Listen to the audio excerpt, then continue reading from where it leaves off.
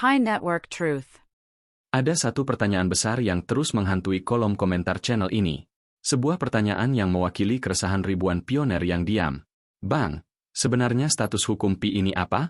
Apakah legal, abu-abu, atau hanya harapan kosong yang dibalut teknologi? Di saat yang sama, narasi liar mulai bertebaran. Ada yang berteriak lantang, Pi sudah resmi terdaftar di ESMA Eropa. Harga GCV sudah dikunci, tinggal tunggu tanggal main. Ada juga yang melangkah lebih jauh, berbicara tentang Republik Pioner, voting presiden, seolah-olah Pi Network sedang mendirikan negara di dalam negara.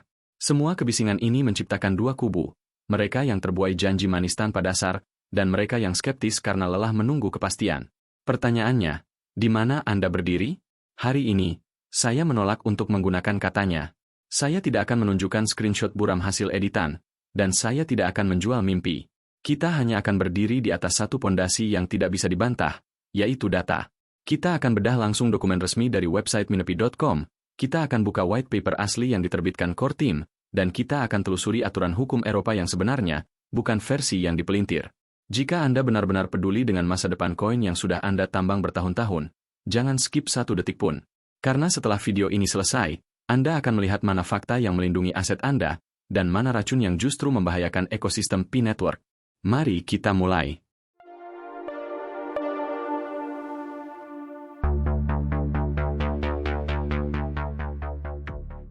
Kuliah singkat, siapa itu Esma dan Mika?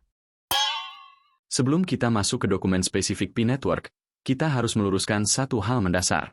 Seringkali, komunitas kita terjebak dalam euforia istilah asing tanpa benar-benar mengerti definisinya. Kata Esma dan Mika sering dilempar ke sana kemari sebagai bumbu penyedap harapan, seolah-olah kedua nama ini adalah jaminan kekayaan instan. Mari kita bedah, apa sebenarnya mereka, agar Anda tidak lagi mudah dibodohi oleh penggunaan istilah yang keliru. Pertama, mari bicara soal Mika, atau Market in Crypto Assets. Sederhananya, Mika adalah regulasi aset kripto yang komprehensif dan ketat di wilayah Uni Eropa. Jika di jalan raya ada undang-undang lalu lintas agar tidak terjadi tabrakan, maka di dunia kripto Eropa, Mika adalah aturan mainnya. Tujuannya hanya satu, memastikan aset kripto tidak digunakan untuk pencucian uang, pendanaan teroris, dan yang paling penting, melindungi investor retail seperti Anda.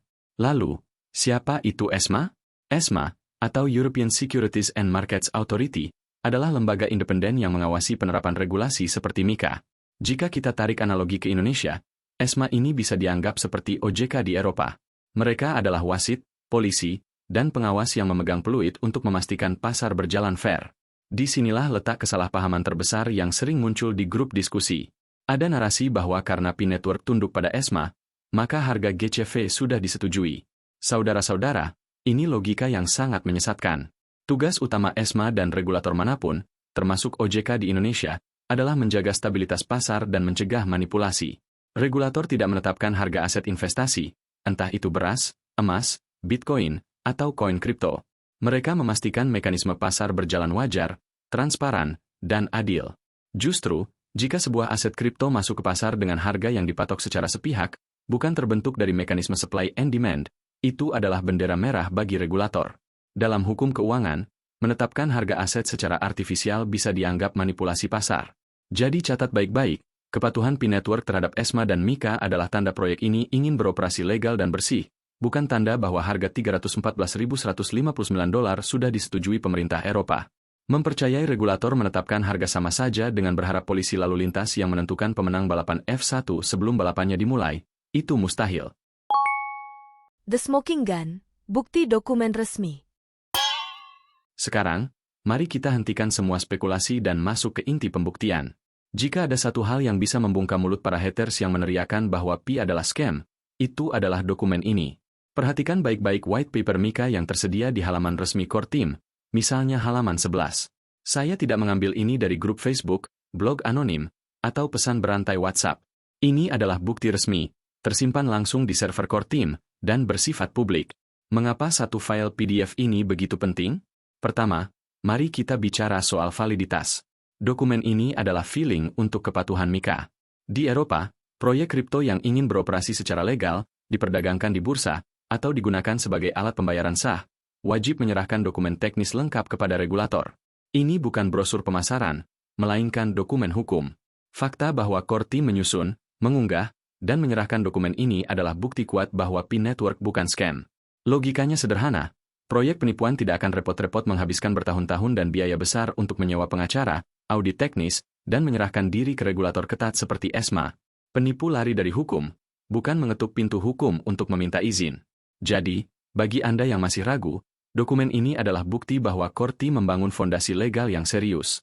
Namun, dan ini penting, jangan sampai euforia kepatuhan ini membuat kita salah kaprah.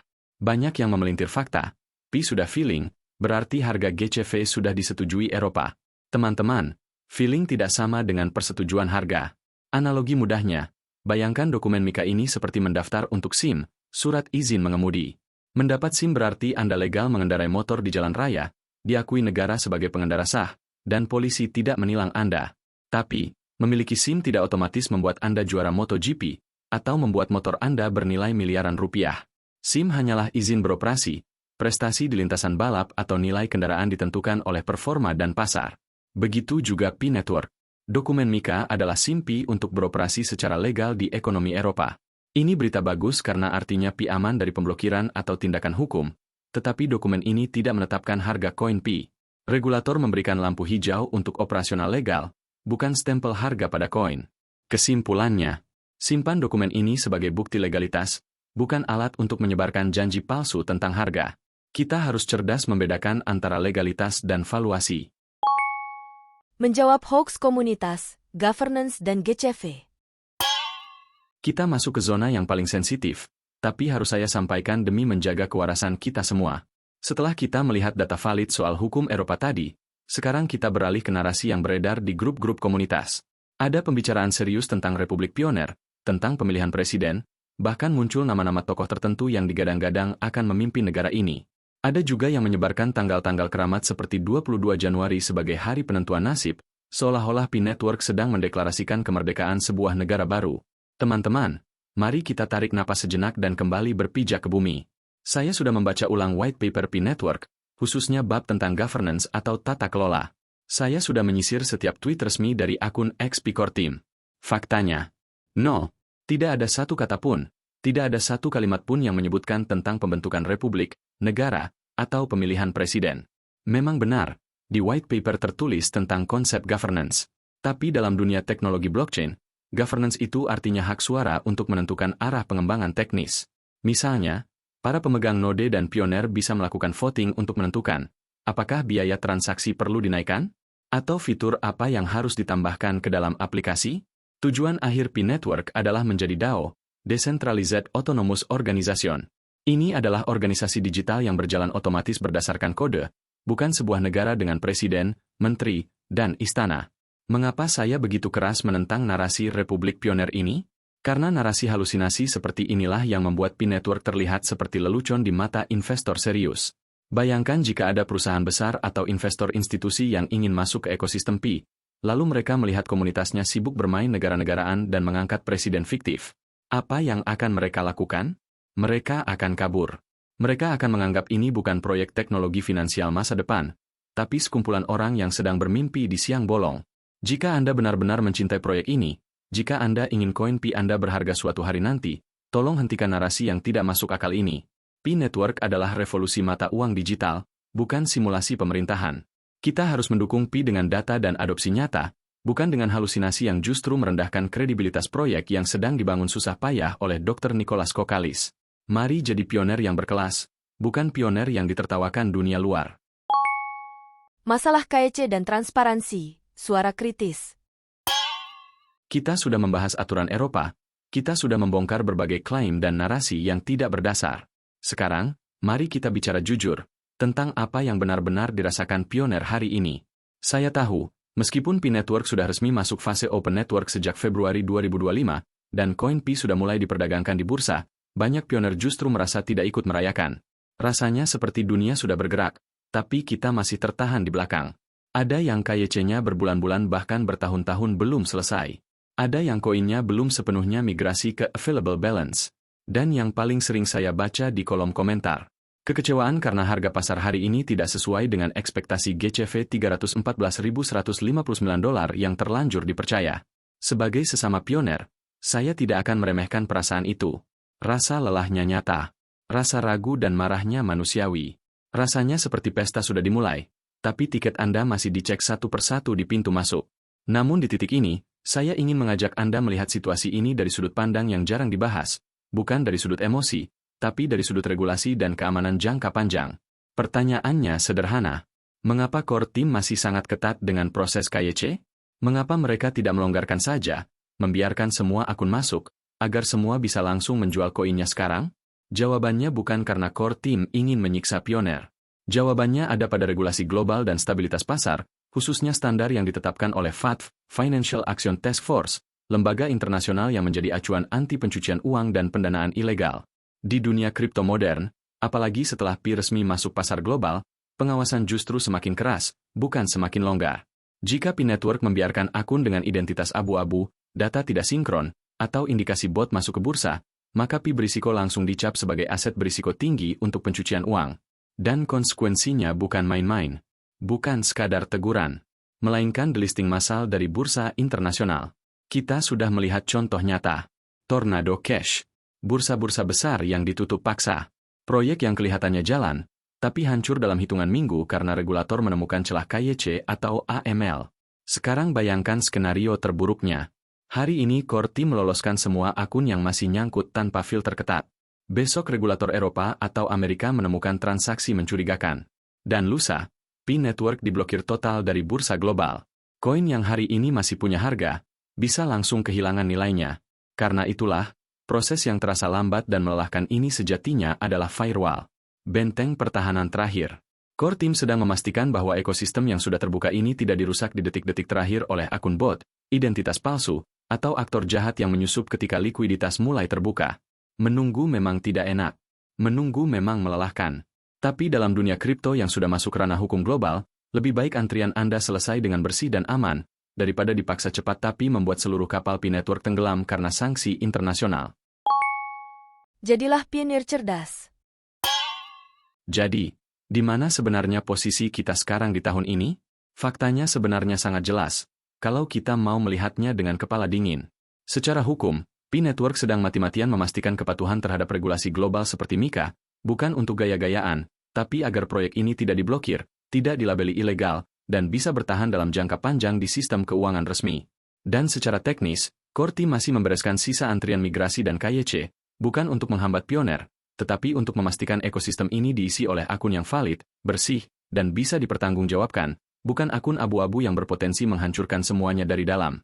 Sekarang, sebelum saya benar-benar menutup video ini, saya ingin mengajak Anda berhenti sejenak dan berpikir dengan jujur. Coba bayangkan satu hal sederhana. Bagaimana jika sejak awal kita tidak dijejali informasi yang salah? Bagaimana jika sejak awal kita tidak percaya klaim harga dari screenshot editan? Tidak ikut menyebarkan cerita presiden fiktif, republik imajiner, atau tanggal-tanggal keramat tanpa satupun sumber resmi? Mungkin rasa capek menunggu tidak akan berubah jadi amarah. Mungkin kritik tidak akan berubah jadi ejekan. Dan mungkin, Pi Network tidak akan terasa gelap. Hanya karena ekspektasi kita terlanjur diterbangkan terlalu tinggi oleh bensin informasi palsu. Jujur saja, dan ini bagian pentingnya, banyak kekecewaan yang kita lihat hari ini bukan karena proyeknya berhenti, melainkan karena harapan kita dibangun di atas narasi yang tidak pernah dijanjikan oleh core team. Jika sejak awal kita hanya berpegang pada satu hal, dokumen resmi, white paper, dan pernyataan langsung dari core team, kita mungkin akan lebih tenang, lebih rasional, dan lebih sabar. Karena kita paham satu hal. Ini bukan proyek sulap instan. Ini adalah pembangunan sistem keuangan yang sedang diuji oleh hukum, teknologi, dan waktu. Jadi, teman-teman pioner, berhentilah mengejar mimpi dari klaim kosong. Berhentilah menyebarkan narasi yang justru merusak kredibilitas proyek yang kita dukung bersama. Percayalah pada utilitas yang nyata. Percayalah pada proses yang bisa diverifikasi. Dan percayalah pada data, bukan drama.